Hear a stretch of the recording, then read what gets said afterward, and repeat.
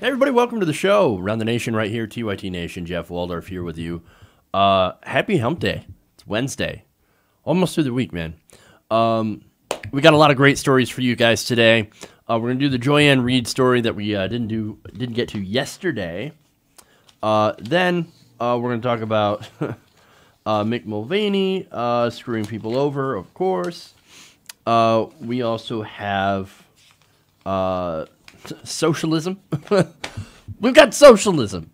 We're going to talk about that. We're going to talk about specifically a Fox News host who is running scared because of socialism. It's hilarious. We've got that story.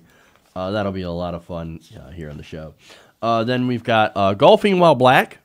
Another story on that. And finally, of course, more information about the Waffle House shooter. Stuff that you probably didn't need to know. But anyway, so that's the rundown. That's what we're going to talk about today. We should be able to get to, hopefully, everything. If you haven't already, please give us a like and a share. Sharing is really, really important.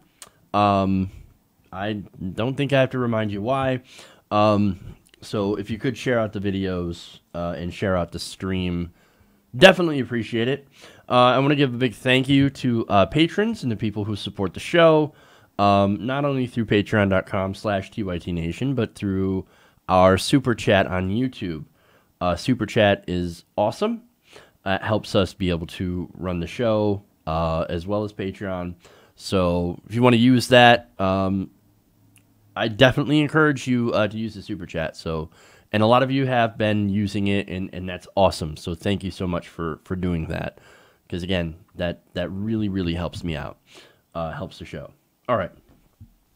That said, we do have a little bit of good news that I just want to touch on briefly, and that's DACA. It looks like DACA, for now, is safe. It's been going through the courts as of late. And this is like the third ruling on DACA, of which Donald Trump has again lost. Sad, baby. But so they've ruled, and I don't have the details on this, but a federal court has ruled that Donald Trump, the Trump administration, has to start taking DACA applications. So that is a good sign. Thankfully, there happens to be a check on President Trump. That is the courts. The courts have been incredibly helpful on trying to combat the things that President Trump has been trying to do. And even Gorsuch, man. Look, I don't like Neil Gorsuch. He's an incredible corporatist. But even he, and I know it's more of a based on a technicality or a language problem, but he's like, yeah, you can't just deport people because you haven't defined what a crime is. So if you can define what a crime is, I'll be more than happy to vote to deport people committed of a crime. But first, you actually have to do that. And so that's what happened with Gorsuch. But anyway, so again, President Trump, bad news for him, good news for DACA recipients. That's wonderful. A massive majority of people are in favor of DACA recipients. So it's good to see that they are continuing to get protected. Now, if only we could get an administration in there, into office, that would actually not just protect DACA recipients, but actually allow them to get a pathway to citizenship, like what they deserve. But anyway, I just glanced at the chat here, and oh man, when will the winning stop? I can't. My neck hurts from my head spinning, because we're winning so much. Remember, we'd win so much, your head will spin. Well, my neck hurts. I'm tired of winning. So, all right. Anyway, so again, that's good news. Let's get to the story that I promised yesterday. Let's start out with Ann Reid. Oh boy. So MSNBC host Ann Reid is under fire again for a series of old homophobic blog posts. Now, these were back from 2007, 2009, and a lot of them focused on Governor Charlie Crist of Florida. Now, Charlie Crist is now a Democrat, and he was a closeted gay man.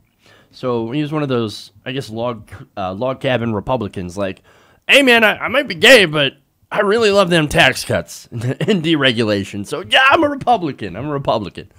Well, that doesn't make a whole lot of sense, especially since the entire Republican Party hates you. They hate everything that you are. So eventually he got it, and he was like, okay, well, I'm going to become a Democrat, especially since the Democrats have moved a little bit further to the right since the Clinton era, since the Clinton DLC took over. Now, let me give you the details on these blog posts. According to The Intercept, she repeatedly referred to Crist as Miss Charlie. Oh, okay, so obviously poking fun at Charlie Crist using anti-trans slurs. Well, that's very, very classy, right? Miss Charlie, wrote Reid, was someone who, if he ever got to the White House as John McCain's vice president, which is, again, crazy thought, who would be fixated not on policy, but on designing pretty napkin patterns at state funerals, and would spend his honeymoon ogling male waiters. Again, there's some anti-trans and definitely some anti-gay undertones, or overtones, actually, in that post. That it is obviously horrendous for things for someone to say. But again, this is Joy Ann Reid, somebody who is now part of the resistance, right? Now, again, this hits on some of the more gross and disgusting stereotypes that people have about gay people and transgender people. Now, look, she apologized for those blog posts some time ago, back in December, and said that, hey, man, look, what I said was stupid. I evolved on the issue. And look, the only reason that I really publish these is to point out GOP hypocrisy on gay people. Okay, well, in her apology, Reid insisted that she has gay friends. But I can't be homophobic. I have gay friends. Oh, boy. Oh, God. This is getting sadder by the minute. And that she said her writings were insensitive, tone deaf, and dumb. All those things, absolutely, right? So, look, I'd love to leave it at that, right? Because, honestly, like, people change. People evolve. I mean, for example, the Democratic Party itself didn't evolve until 2012. When President Obama was like, oh, yeah, okay, now it's safe. Now the polls are in favor of same-sex marriage. So, yes, we're going to be in favor of it now. And look, they did great work. Got rid of DOMA, which was a Bill Clinton thing. And, yay, we've embraced same-sex marriage in America. And it is a new dawn. It's a new great day. Again, I would love to leave it at that when it comes to Joy Ann Reid. Look, on the issue of, hey, look, I want to point out GOP hypocrisy. I totally understand that. I do the same thing. And so, if that's what you were trying to do, and you did it in a horrible, dumb, insensitive way, okay, I get it. However, there are new articles that have just come out that are not related to GOP hypocrisy, that are actually really, really terrible. Now, using the Wayback Machine, according to The Intercept, the Internet Digital Archive that stores old online content, Jamie Moss unearthed even more terrible posts. Now, what do they say? Well, first, let me go to Glenn Greenwald here writing. He says, unlike the post for which Reid apologized for in December, which he said were intended to mock the hypocrisy of GOP officials who are simultaneously closeted gays, but also anti-gay in their politics. Again, it's perfectly fine to point that out. These newly discovered articles have nothing to do with GOP hypocrisy. They are just hateful, bigoted, and homophobic in their own right. Now, look, I got to make something clear. Glenn Greenwald is also gay. So this is a little bit personal, and I can understand why. Now, this, of course, Greenwald is basically commenting on this piece in Mediaite who reported these, right? So let me go to that and give you some examples of what she said. Now, this is while defending former NBA star Tim Hardaway's aggressively anti-gay comments. Now, she wrote that while such comments are stupid for a public figure to make, most straight people cringe at the sight of two men kissing. Oh, really? Really now? I don't care one way or another. Now, if you do, then that's your problem, right? But to put a blanket statement out there that, oh, most straight people are really, really uncomfortable when two men kiss, that's ridiculous. That's not true at all. Now, she also said that she couldn't go to see Brokeback Mountain, despite her sister's ringing endorsement. Now, I'm sure her sister sounds like a lovely person. But she says, I didn't want to watch two male characters having sex. Does that make me homophobic? Probably. Nailed it. She also argued that intrinsic to being straight is finding gay sex acts gross. Again, I don't really focus on gay sex acts. So I don't have like an opinion one way or the other. That's your thing, do you, boo, right? Nonetheless, if you tend to think about gay sex acts, I don't know, like, that doesn't seem like it's a normal thought process for you to, like, think about it. Again, okay, let's continue, right? I don't want to say anything more about that. Now, she defended Marine General Peter Pace after he condemned homosexual acts as immoral by suggesting his views are actually quite normal. And she also opposed Harriet Meyer's nomination to the Supreme Court by implying she is, quote, a closeted lesbian, and comparing her lesbian haircut to those worn by the presidents of now and GLAAD. Now, those are, of course, two organizations that, well, she happened to be fairly close with, at least until these blog posts had come up.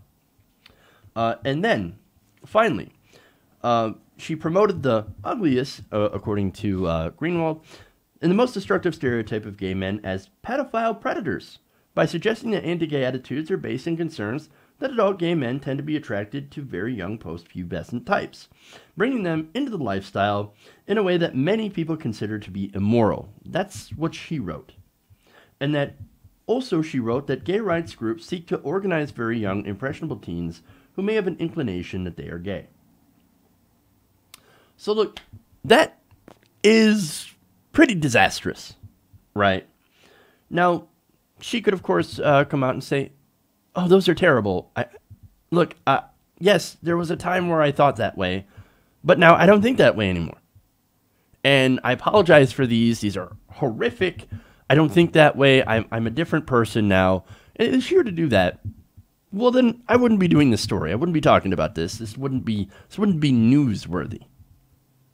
But that's not in the direction that she went. Now she's denying that she didn't write these. Well, if she didn't, how did they get there? Well, that's an interesting question. How did they get there? Well, if you ask Joy Ann Reid, she would say that she is the victim of a smear campaign and a hack. Interesting. Now, in a statement to Mediaite, she suggested that at least some of these terrible articles were added by unknown external hackers. Well, let me guess. Are they Russian? Is there a guy named Boris, perhaps? I don't know. Now, there are some people who do know. But let me go to her statement. Right. Now, in December, I learned that an unknown external party accessed and manipulated material from my now defunct blog, The Reid Report, to include offensive and hateful references that are fabricated and run counter to my personal beliefs and ideology. Well, perhaps they run counter to the beliefs of today, but come on. Look, if you were homophobic in the past and you changed, then that's a good redemption story. That actually makes you feel better, look better. Like, yes, I said these things, I believe these things, but guess what? I now think and believe differently, and I am a better person for it. I have progressed on this issue. And that, I think, would find a lot of traction with a lot of people in America who have also went through a similar evolution on the issue. But no, again, she doesn't go that way. In fact, she says, I began working with a cybersecurity expert who first identified the unauthorized activity, and we notified federal law enforcement officials in the breach. The manipulated material seems to be part of an effort to taint my character with false information by distorting a blog that ended a decade ago. Now look, that blog is gone, right? That blog was deleted after the first round. So how did they get access to the blog? Through the Wayback Machine. I'm going to go into that for a minute here. But first, the end of her statement. Now that the site has been compromised, I can state unequivocally that it does not represent the original entries. I hope that whoever corrupted the site and recognizes the pain that they have caused, not just to me, but to my family and communities that I deeply care about, LGBTQ, immigrants, people of color, and other marginalized groups. So, let me get this straight. Just kind of a recap of what's going on. A long time ago, 2007, 2009, you wrote terrible things, of which you have then apologized for, and then had deleted your blog. So that blog is, as I said, gone. Off. Well, I mean, look, anything that's on the internet stays on the internet. It's never truly gone, right? The blog itself is gone, but it is accessible through what they call a Wayback Machine, which is essentially an archive, right? Now, let me go to a statement from the people who run the archive, the Internet Archive. They said that some recent press stories have discussed archive blog posts of a prominent journalist, Ann Reid, in the Wayback Machine, and their claims that some of these posts were manipulated by an unknown external party. This past December, Reid's lawyers contacted us, asking to have us tab archives of the blog, blog.reidreport.com, taken down, stating that fraudulent posts were inserted into legitimate content in our archives of the blog. Her attorney stated that they didn't know if the alleged insertion happened on the original site or with our archives. The point at which manipulation is to have occurred, according to Reid, is still unclear. When we reviewed the archives, we found nothing to indicate tampering or hacking of the Wayback Machine versions. At least some of the examples of the allegedly fraudulent posts provided to us had been archived at different dates and by different entities. We let Reid's lawyers know that the information provided was not sufficient for us to verify claims of manipulation. Consequently, and due to Reid's being a journalist, a high-profile one at that, and the journalistic nature of the blog archives, we declined to take down the archives. We were clear that we would welcome and consider any further information that they could provide us to support their claims. So, that's the archives saying, yeah, we didn't find any evidence of tampering. So, were you hacked? Not that we could tell. There was no tampering of your blog, no tampering of our archives. And look, if you could provide us with more proof and evidence, well, then we would definitely take that into consideration. But they don't have that. So this entire claim that, oh, this is this character assassination, this is all an effort just to make me look bad. And let me guess, it's either the Russians or the Bernie Bros, which, by the way, I believe there was an article that I saw while researching the story where it showed that Russian bots and Russian trolls actually loved Ann Reid to retweet her, which is very interesting. Now, more information on how this could possibly have happened, but likely not. According to computer experts, hacking the Wayback Machine would be very, very difficult to do. Cybersecurity expert Jeffrey Carr told The Intercept that the work required to do this would be quite extensive and sophisticated. And I don't think a weekend MSNBC host is all that important enough to do that to. Yeah, maybe I'm wrong. Maybe I'm wrong. But the more simple explanation is that perhaps that she was homophobic back then and more homophobic than she had let on. That to me makes sense. Okay? Look, she had terrible views, right? And I'm doing this with all fairness. She had some pretty terrible views back then. You know what? Who else had terrible views? Cenk Uygur. Cenk Uygur used to be a conservative. He used to talk about how women were defective for not wanting sex, for not wanting to have sex with men, or specifically him. But you know what happened? He grew up. People change. They become better people. And if that happened to Ann Reid, well, then that would be great. Just be honest and say, yes, I used to be a terrible person. I used to have terrible views. But guess what? I've evolved. I've changed. I'm a better person now. I have different views. I grew up. That's what happened. Look, I'm actually for that, right? I'm for people changing. I'm for people evolving. I'm for people becoming better people, right? Now, look, that's why I didn't cover the original posts. Because, again, maybe she had changed.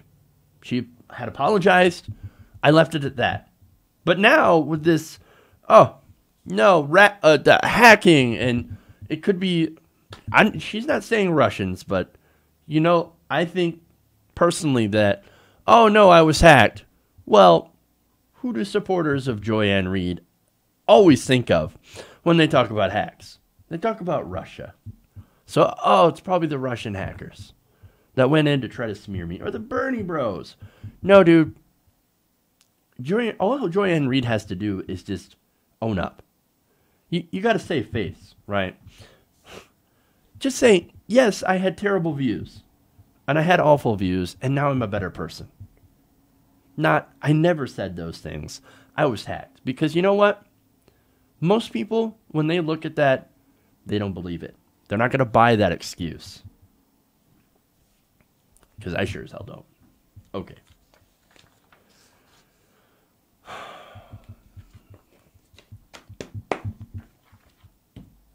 All right, let's move on.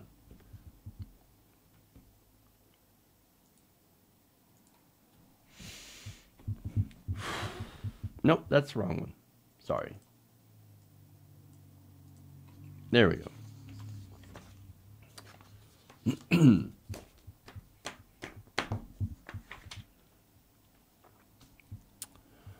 So Mick Mulvaney is the interim director of the Consumer Financial Protection Bureau.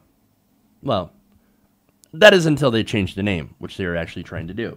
Now, in theory, that agency is there to protect consumers from getting ripped off. Now, since its creation, it has successfully recovered about $12 billion for consumers who were cheated out of their money by big corporations and banks. So that's what the Consumer Financial Protection Bureau is supposed to do. And up until now, they've been doing a pretty good job. Now, Mick Mulvaney, well, he thinks that is a sick, sad joke. And since taking over, has taken all the steps that he could to try to prevent the agency from actually doing their job. Now, let me give you, of course, examples of freezing. So he froze, first of all, the budget for the CFPB to make sure that they didn't take any more additional actions. So no enforcement. We're not asking for any extra money.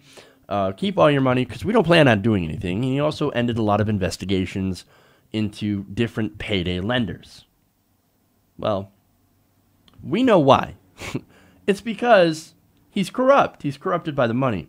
And there is an excellent article here by the New York Times that recounts a recent meeting, a recent event, in which Mulvaney essentially says, I am absolutely corrupt. He shouts it from the rooftops.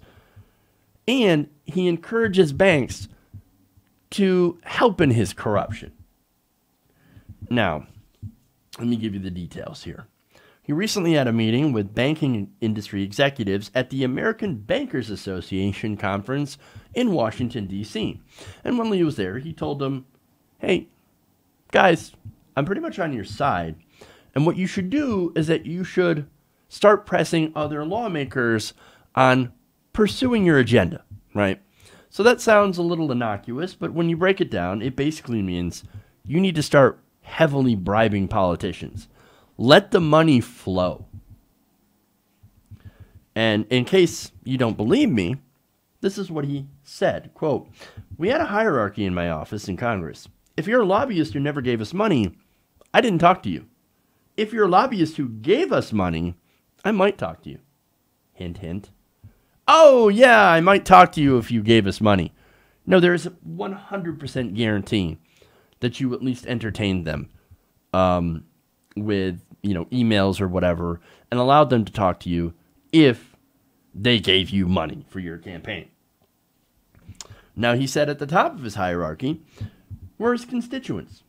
If you came from back home and sat in my lobby, I talked to you without exception, regardless of the financial contributions. Well, how charitable of you, sir. You actually listen to the masses without actually having to accept a bribe for them. I suppose you think that is your good deed, right? No, he might talk to you, but it's fairly obvious, it's painfully obvious, that he works for the people who paid him. For example, the payday lenders. Now, payday lenders, the industry gave him about $63,000 during his congressional campaigns. That's a lot of money. So, and that came, of course, in the form of campaign contributions, and who knows what kind of independent expenditures they had also received from the agency. From the industry. And what has he done? Well, when he was in Congress, he fought the creation of the Consumer Financial Protection Bureau, called the Six Sad Joke, as I mentioned. And then since taking over, he's actually tried to prevent the agency from doing their job. He has frozen all new investigations and slowed down existing inquiries by requiring employees to produce detailed justifications of actually looking into these banks who have been accused of predatory practices. He had also sharply restricted the Bureau's access to bank data, arguing that its investigations created online security risks. Oh my God, we got to make sure that these corporations are protected from security risks.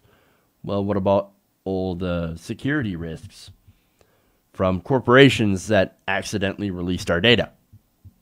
Nothing on that. Not only that, but he scaled back efforts to go after payday lenders, auto lenders, and other financial services companies accused of preying on vulnerable people. So, this guy, and we've known this for quite some time now, wants to make it easier for the banks to rip you off.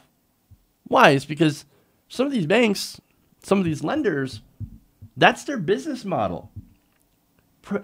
Payday lenders, for example, they charge outrageous interest rates on their loans. And who do they target? They target low-income Americans, people with lesser means. I've never seen a rich person have to take out a payday loan. No, that's specifically for low-income borrowers. And they charge them 800, 900, 1,000, 2,000% interest on those payday loans. That is insanity. And then, of course, these same people, they get locked and trapped into a debt cycle, which is incredibly difficult, if not impossible, to escape. And that is a reality for many Americans. But here's Mulvaney saying, great! I love it! I love it! We want you to continue being able to do this. Who cares about low-income people suffering when you can make a profit? And by the way, that profit might make its way to me or my buddies. So, banks, if you want me to treat you more favorably, well, you need to start, increasing those bribes, those legalized bribes. That's what he was saying in this meeting. Now, if you're not clear about how bad of a guy he is and how he feels about money in politics, let me give you this quote. He said, Mr. Mulvaney, according to the New York Times, Mr. Mulvaney said that trying to sway legislators with campaign donations was, quote, one of the fundamental underpinnings of our representative democracy. And you have to continue to do it. So understand what he means. Our system, our broken system of campaign finance, where you can give, we're a corporation, if you're a millionaire, billionaire, you can give money to our politicians. The politicians will do likely what you tell them to do. And he says that system is awesome. He says that is a fundamental underpinning of our democracy. He looks at the corruption in Washington caused by the money. And he says, yes, I love the corruption. I love the swamp. I live in the swamp. I bathe in the swamp. Give me more of that swamp water. Look, I thought Donald Trump wanted to drain the swamp. But no, he didn't. In appointing Mulvaney, he drained the swamp right into his administration. There is no swampier administration than what we have right now. They love the corruption. Again, Mulvaney, right there, shouting it from the rooftop, saying, money in politics is awesome. Banks ripping people off is awesome as long as I get a campaign donation. Corruption is awesome as long as I benefit from it. And he laughs and he laughs and he laughs all the way to the bank, along with Donald Trump.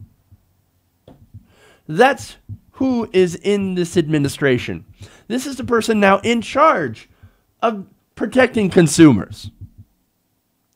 If anything is a sick, sad joke, it's Mick Mulvaney. Am I clear? I think I'm clear. All right. I'm going to take a quick break here. We'll come back. We got the socialism. Stay right here. And we'll be right back. Round the Nation.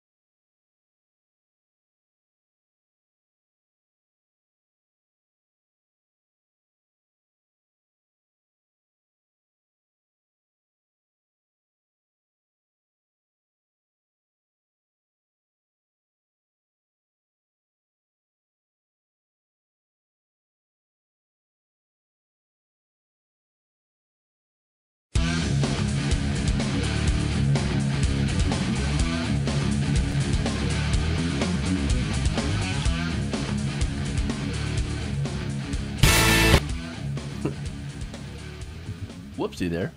Hey, everybody, welcome back to the show. Round the Nation right here, TWT Nation. Jeff Waldorf here with you. If you haven't already, please give us a like and a share. That helps us out greatly. I believe I have a super chat here to read. Yes. Peter S. says, and he gives 420, which is awesome. We all win when Jeff wins our support. Well, thank you. I appreciate that. And I appreciate your support. Thank you for using the super chat. That helps the show. So, again, thank you, Peter, and thank you to everybody who donates. Not only through super chat, but also through Patreon, patreon.com/TYTNation. All right, let's move forward. Let's talk socialism. And I know there's an interesting chat going on in the chat room right now about Freddie Mercury. And now I have a song in my head. Bohemian Rhapsody. That's what I have in my head. So, thank you. All right. Let's move on.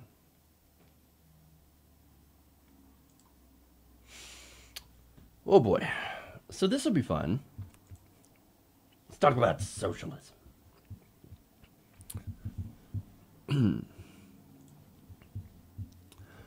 Now, Stuart Varney is known to me as the angry British guy on Fox News. He's not only the angry British guy, but he also hates poor people. Oh my God, I can't believe all these poor people have a refrigerator and microwave. How terrible. And some of them actually have a computer. They're not poor. So, of course, now that we know who Stuart Varney is, I'm going to show him not being happy about the new progressive direction that the Democratic Party is going in. Recently on Fox Business, he decided to go on a little bit of a rant about how the Democrats, how terrible it is for the Democrats to be embracing the evil of socialism. Watch. I left socialist Britain in the 1970s. 40 years later, socialism is now gaining traction here. I find it very hard to believe, but it is happening, especially with millennials. I guess they haven't had that much contact with socialist reality. A Harvard study of 18 to 29-year-olds found 33% support socialism. A majority, 51%, did not support capitalism. What's that all about? Elitist guilt? What's that all about? Elitist guilt? Okay, so that's absolutely ridiculous, for one. And let me show you why. Now, there's a new report out that shows the CEO of America's largest employer, that's Walmart, makes about 1,188 times more, as much as the company's median worker. Now, the details here, according to company filings, show that Walmart CEO Doug McMillon earned $22.8 million during the retailer's last fiscal year. You want to know how much the average Walmart employee made? They earned about $19,177. That is roughly $20,000 a year. You can't live on that. You can't afford health care. You can't afford dental, vision. You sure as hell ain't buying a home. So there's some big wage disparities, right? Now there's more. Macy's, the CEO earned $11.1 million in the last fiscal year. That's 806 times the median employee. At Gap, the chief executive made $15.6 million, or a staggering 2,900 times the median employee. Starting to wonder why 51% of millennials don't like capitalism. Weird. But it must be elitist guilt. And get the fuck out of here. There's more. According to data from the Department of Education, an estimated 44 million student loan borrowers had an average outstanding balance of $37,172. You know what you could do? You could actually buy a home for that. And interestingly enough, you look at that debt, $37,000. That is way more than the average Walmart worker makes in an entire year. Now, speaking of homes, the amount of 28 to 30-year-olds that are homeowners have actually seen a drastic decline within the last 10, 20 years. Now, home spending, according to Bloomberg, historically accounted for roughly 70% of all U.S. economic growth. Now, that means home ownership is an incredibly important marker of wealth. So when you buy a home, for example, well, then you got to furnish it. You buy furniture, you buy appliances, you buy all this stuff, and then maintenance on your home, lawn care, et cetera, et cetera, et cetera. There's a lot of costs associated with owning a home. Well, costs for you is gains for someone else. These companies that sell those products. So those products, well, look, the whole buying and selling of products, that is economic activity, right? Well, now you have a majority of the population, of younger people at least, that are unable to participate in that sort of economic transaction. So, look, with all of that debt, the debt is a primary driver of the fact that millennials are unable to own homes and contribute to the economy. Now, there are other things that they can't afford. Of course, they can't afford to have kids. So that is one thing. For example, Toys R Us. They're like, millennials, that's the reason we're running out of business. They're not having kids, and the kids aren't shopping at Toys R Us anymore. That is partly true, but there are definitely other factors that play into that. But look, millennials have got it worse than their parents. They're one of the first generations to actually have it worse economically and have a worse economic future than the previous generation. So, and look, there's a lot of millennials that can't afford doctors, can't afford health care, health insurance, medicine. Let me give you an example of that. There's a lot of people that have actually had to run to GoFundMe pages so they could afford life-saving medicine or surgeries even. In fact, in 2017, Shane Patrick Boyle had started a GoFundMe campaign to raise money for a month of insulin. He couldn't afford his insulin anymore. You know what happened to him? He died. He died after developing diabetic ketoacidosis. Again, that's something that is preventable if you have your insulin. If you have your insulin. So, look, here's another example. Another man, 26-year-old Alec Rayshawn Smith, was found dead in his apartment on June 27th. He was rationing his insulin after he aged out of his parents' insurance coverage. And guess what? He had died from the same preventable condition as Boyle. Is there any wonder why millennials, 51% of millennials, are not in favor of capitalism? But no, of course, doesn't have anything to do with that. It's all elitism, right? This is all elitist guilt because all of these millennials are just sitting on hordes of money, mountains of money. Now, according to Varney, it must be, as I said, elitist guilt or something or someone that is far more influential. Then there's the Democratic Socialists of America. Now, that is not a third party. It's a hard-left group that's growing fast within the Democrat Party. It had 40 chapters in November 2016. Now it has 181. And don't forget the socialist left that's already so visible. Bernie Sanders, Elizabeth Warren, Keith Ellison, they are firmly established Democrats working within the party. It was President Obama who started this leftward turn. He wanted to make America just like Europe. When Bernie Sanders' candidacy was aced out by the Democrat establishment, it simply gave new life to the socialists. And President Trump just made them apoplectic. Oh, my God. Look at these scary socialists, Bernie Sanders and Elizabeth Warren. Socialism! It's socialism. No, what's funny is that Bernie Sanders and Elizabeth Warren are actually incredibly popular with the people. In fact, Bernie Sanders is the most popular politician in America by a wide margin. But, you know, they're scary socialists. Right. Now, what's funny is that they couldn't resist going back to Obama. That Obama, Kenyan Muslim socialist, man. It's all his fault. This leftward turn in the party. Look, let me lay down some facts, right? So, yes, while President Obama campaigned as somebody who's center-left, a center-left politician, he was actually, in his policies, center-right and continued to try to chase Republicans. For example, he enshrined 99% of Bush tax cuts into law. That is something that Republicans couldn't even do. He had offered to cut Social Security during the grand bargain negotiations, and for his signature achievement, Obamacare, he actually took a right-wing Heritage Foundation healthcare plan and basically adopted it for the entire country.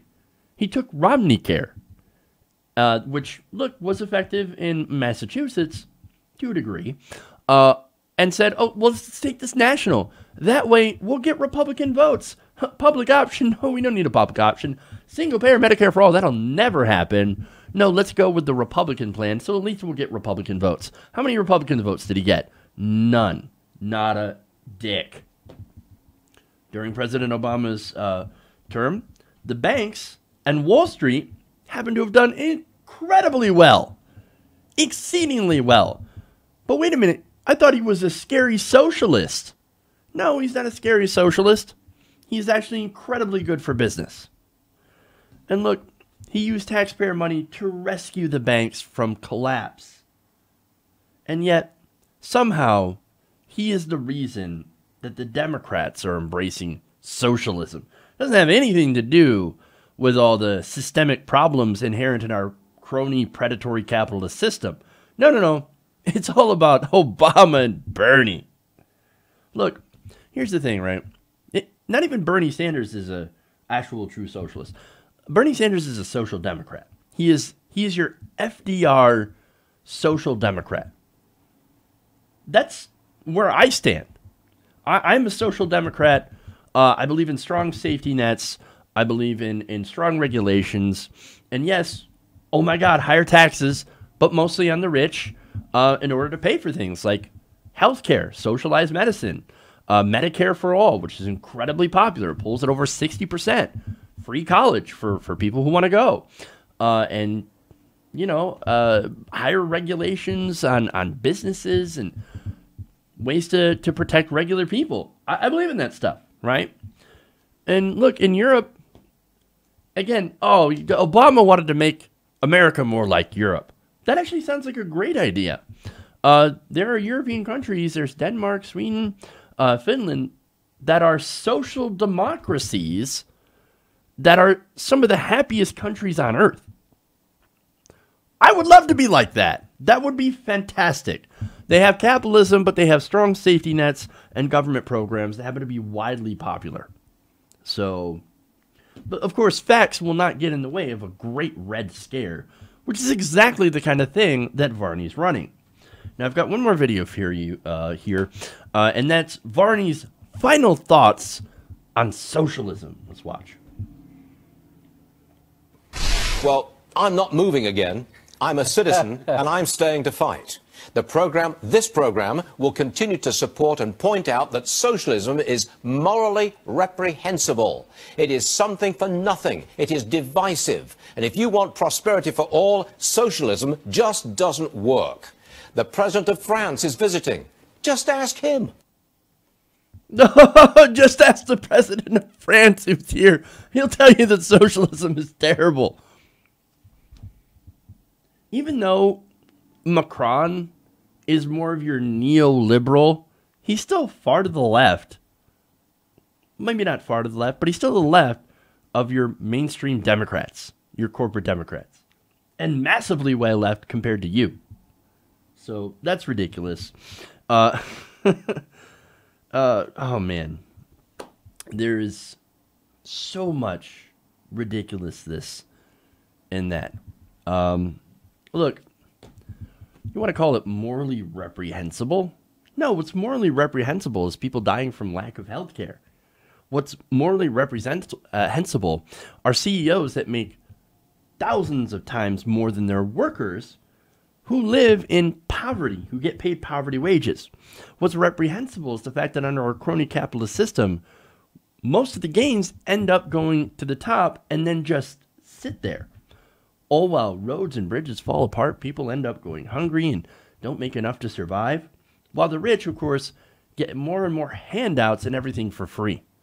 Everything that you warn about socialism is happening under our capitalist system already. That is what's reprehensible, as well as Stuart Varney. Okay.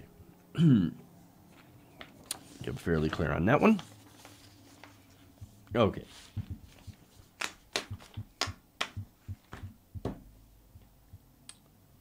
Moving on.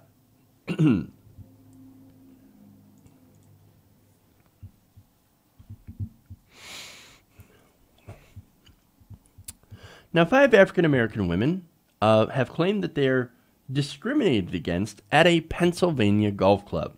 Now, the women who were golfing at Grandview Golf Course on Saturday ended up getting into an altercation which led to the police being called on them. Here we go again. Now, the women who, according to local media, were experienced golfers and part of a group called Sisters in the Fairway. So, look, what happened, right? Were they unruly? Were they causing a problem? Or what was going on? Turns out they were too slow. The women told the York Daily Record they were told by the club's owners that they were not keeping a quick enough pace. Hey, you're not golfing fast enough, so hurry it up. you got to get out of here or else we're going to call the police. You got to be kidding. So you can't even golf while black in America. The insanity. Look, this just follows other stories of black people being arrested for just doing things while black. For example, the 2 men that were arrested at a Starbucks, or the 2 men arrested for working out at a New Jersey gym. And let's not forget, and this is a great story, and this is a great illustration of where there was a black person, a black police officer, who had been investigating a crime scene. He got dispatch called on him. In fact, he said on Twitter, "I'm a black cop on the scene of a shooting one night, using a flashlight to look for bullet cases between houses to collect as evidence. Dispatch then gets a call of a suspicious-looking black male in police clothes using a flashlight to look into people's houses." He was a black officer. But no, they don't see that. They don't even see the officer, the fact that he's a police officer, and says, "Oh, well, he's suspicious and black. And he's wearing police clothes, so he must be an imposter. And he's looking into people's houses." Look, these situations, unfortunately, are stupidly common in America. Now, getting back to the golfers, one of the women, Manisa Ojo, told the York Daily Record that, quote, "I felt we were discriminated against. It was a horrific experience." Well, it sounds to be horrific. So let me give you some more details of what happened. Now, Sandra Thompson, this is another of the women who was also president at the York chapter, who is also president of the York chapter of the NAACP, told the Daily Record that a group was set to tee off at 10:08 a.m. on Saturday. Now, they happened to have been delayed because there was frost on the course. So, now Thompson said a clerk at the course said the group could play with their 5 players, as opposed to a more traditional group of 4 or fewer. So, look, with 5 people and that delay, it would make sense that they're a bit behind, a bit slow, right? Now, after completing their second hole, Ojo and another woman in the group, Karen Crosby, said that they were approached by Steve Chronister, who was related to management. He told them that he was the owner of the club and the women needed to keep up the pace of play. Now, again, there are different reports of Chronister's role in the company. That, well, he's more of he's just somebody who's there, more in an advisory role. He's not really running the company.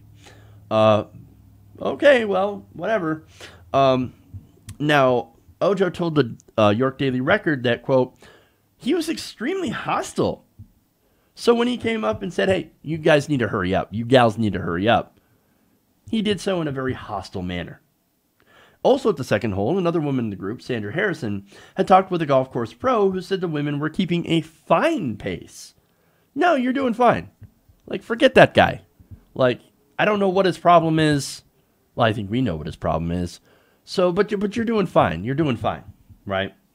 Now, Chronister approached the women again to tell them to hurry along. Now, Thompson said they had kept the group ahead of them within their sights the whole time, as is consistent with golf etiquette. Now, look, I've been golfing a couple of times before, and that's absolutely true. You don't want to take too long. You want to make sure that the people behind you aren't waiting for too long. And you want to be able to keep the people in front of you within sight. So, again, they're doing everything they're supposed to do. These are people that, they're not like noobs at golf. No, they're players who know what they're doing. So, yeah, they're not going to take too much time. Now, they were still worried. Okay, well, look, I'm being talked to by the manager or the guy who supposedly owns this. Okay, so let's just hurry up. Let's skip the third hole, right? Now, they arrived at the fourth hole behind a group that had not yet teed off. So they ended up having to wait because they skipped a hole in an effort to try to appease the management. Now, when the women reached the ninth hole, 3 of them had left, Harrison, Crosby, and Carolyn Dow. They left because, look, we're shaken up. We're not interested in golfing here anymore. We're going to get the hell out of here. Nobody blames them for that. Now, Thompson said that she and Ojo were then approached by Steve Chronister and his son, Jordan Chronister. Now, the Chronisters, along with the other employees, told the women that they had 5 minutes to leave and that they had called the police. Damn, dude, that escalated. That escalated very, very quickly. So now look, in the article here, it points out how they had actually done the course incredibly fast. So compared to other golfers. So they had like a 4-hour time limit, and they had been there probably about 2.5 hours at most. They were taking a break, and this guy apparently says, "Oh, you're taking too long of a break. You can't take this break." Like it's over the 20-minute cap for breaks.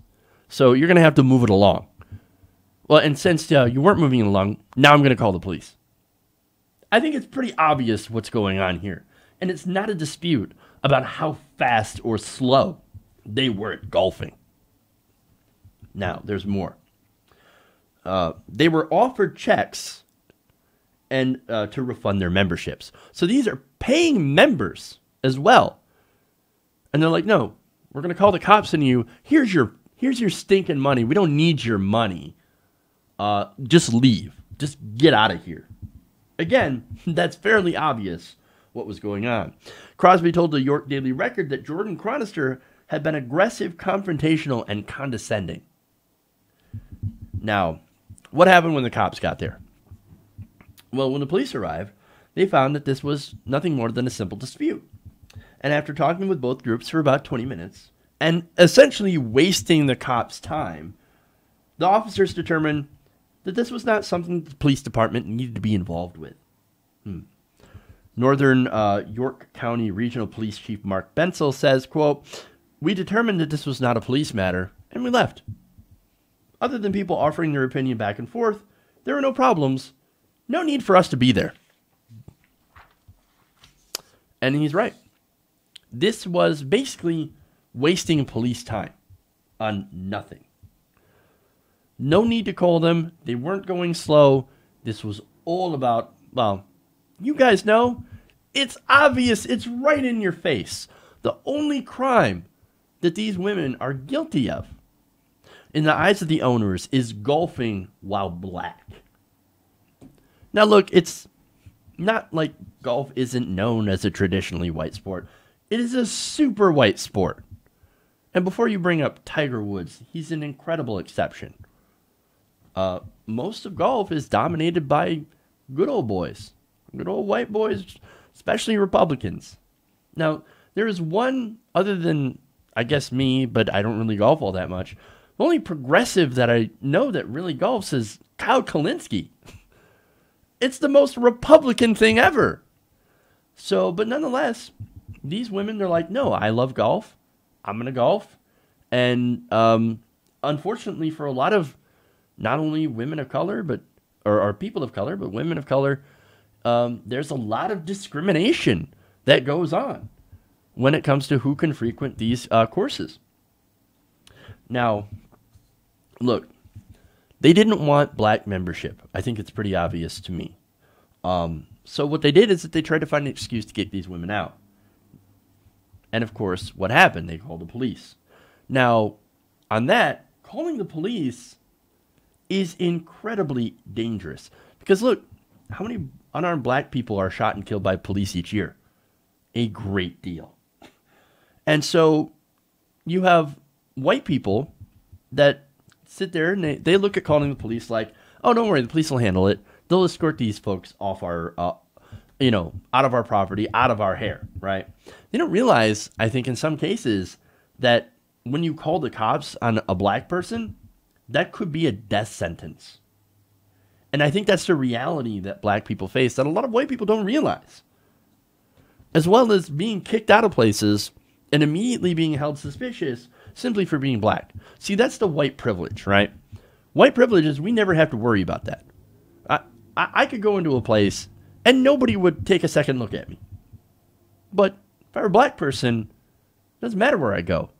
You go into a place, a store, or in this case, a golf course, and there's always somebody looking at you, somebody clutching their purse a little bit tighter because of those stereotypes.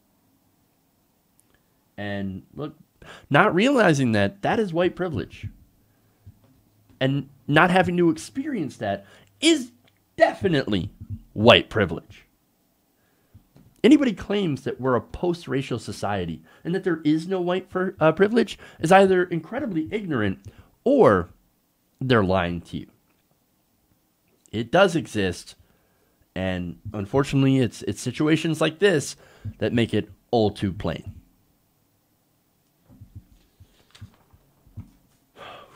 Okay. I got one more story. It's hopefully quick. We're going to talk about the Waffle House guy. Speaking of privilege. All right. Now we have some more details about the upbringing of the man who killed 4 people and wounded 2 others at the Waffle House in Tennessee. Now, look, I'm not going to tell you his name because, again, I'm going to try to not make him more famous than he already is. Now, this man, of course, was caught after the shooting and taken into custody and is now on $2 million bond. Now, according to reports, he began shooting at patrons and employees with his AR-15 rifle at about 3:30 in the morning until he was heroically stopped by James Shaw Jr., who wrestled the gun out of the gunman's hands and threw it in another room, forcing the shooter to flee. Now, let me get to the new details that we have found out about his family life. Now, the Chicago Tribune reports that the shooter had come from a Christian family and was homeschooled. And he also happened to be a member of a very right-wing group. Now, he apparently collected guns, which is fairly obvious, struggled with mental health issues, and had identified as a sovereign citizen. Now, sovereign citizens happens to be a terror group. Now, this is a group that has been identified by the government as a terror group. And its members have been responsible for some of the police shootings. Las Vegas comes to mind, where I believe it was 4 or 5 police officers that were shot and killed by sovereign citizens. So, look, obviously, huge problems with this guy, right? Now, not only that, but his father, Jeffrey Reinking, had promised authorities that he would confiscate his son's weapons after his son was arrested at the White House back in 2017 for allegedly, I guess, making a threat against the president. Oh, no, I have to go into the White House. You don't understand. I'm a sovereign citizen, so the U.S. laws don't apply to me, and I got to talk to the president. And he was arrested for breaking security barriers and trespassing. So when that happened, the FBI talked to him, and he got his guns taken away.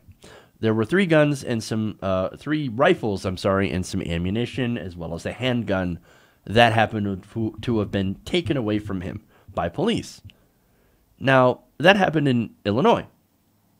So now Tennessee, where he later moved, the police there said that, yeah, we gave the guns back to the family on the promise that he would not give the guns back to, obviously, the very troubled son. Well, obviously that did not happen because Reinking had given the son back his guns. So, now, look, speaking of privilege, right? So now we get into a little bit of privilege.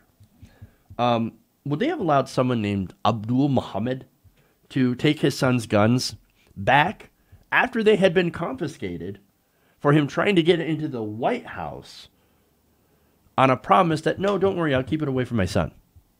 Would they have allowed that? I have a very hard time believing so. I mean, again, that's a pretty hard one to think about them doing. But look, that is a part of what white privilege is. That's also a part of right-wing privilege, and I don't talk about that enough. Now, his family is very right-wing and very Christian. In fact, his mother weighed in on school shootings by sharing a graphic, And do you want to guess what it said? They said, I don't remember a single school shooting when I was a kid. What I do remember is our teacher having us begin the day reciting the Pledge of Allegiance, reading from the Bible, and praying. We also had the 10 Commandments on the wall. Maybe getting rid of those things wasn't such a good idea after all. So basically, she believes that the mass shootings that we're seeing in schools and other places, well, it's not because people have guns. No, it's because there's a lack of Jesus in school. Oh, is that what happened? Well, this guy's home was full of Jesus. It was bursting with Jesus. Again, religious homeschool. But hey, look, aside from all that, it had guns and a mentally unstable person who was able to have those guns. And I think that's what the big factor is. But look, the entire situation is not only white privilege, it's also right-wing privilege, and it's also a lack of gun control. I mean, the fact that he didn't get shot by police when he was apprehended, even after murdering 4 people, that in itself is amazing when it comes to America. If it had been a minority, well, then it would have been a much different story. Anybody with a different skin was very likely to be killed on the spot by police. And if they were a Muslim, forget it. They'd have been in Guantanamo. And of course, pundits everywhere would be blaming the religion. Of course he would. Well, look, this guy who was a Christian homeschooler, right? So is anybody out there blaming Christianity? No, of course not. We have an obvious double standard in this country when it comes to white right-wing Christians. We'll never blame their religion. It doesn't matter if 10 of the, next 11 mass shooters are right-wing Christians. They're never going to blame Christianity. But the one guy who was a Muslim, well, then, of course, we're going to blame the religion as absolutely violent. It's a violent religion. It's got to be the religion. It's got to be the religion. No, it's not the religion at all. Look, I don't blame his religion. I don't blame Christianity. The problem here is guns. The problem here is here's a disturbed individual that had access to weapons.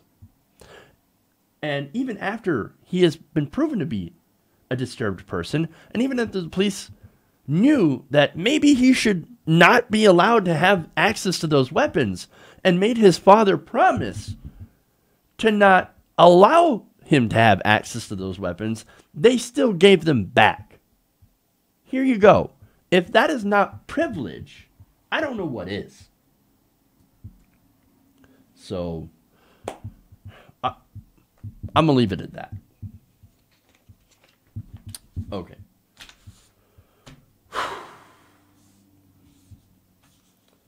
All right, that's it. That's the show. Thank you for going around the nation with me today. Thank you for tuning in. Thank you for, of course, supporting the show. You can help us out by going to patreon.com/TYTNation if you want to continue to support the show. Thank you to everybody who does. Make sure to like and share as well. And very, very important, please like it and share and watch the clips. So that's super, super important because that allows the videos to end up in the search and discovery. And that, again, helps us get out to other people, helps us get subscribers and all that stuff. So if you can do that, thank you so much. All right. Like I said, we're out of here. Hope everybody has an excellent afternoon. We'll see you guys tomorrow. Same time, same place, right here, TYT Nation. Thank you, everybody. Love you guys. And remember, change begins with you. Good night, TYT Nation. We'll see y'all tomorrow.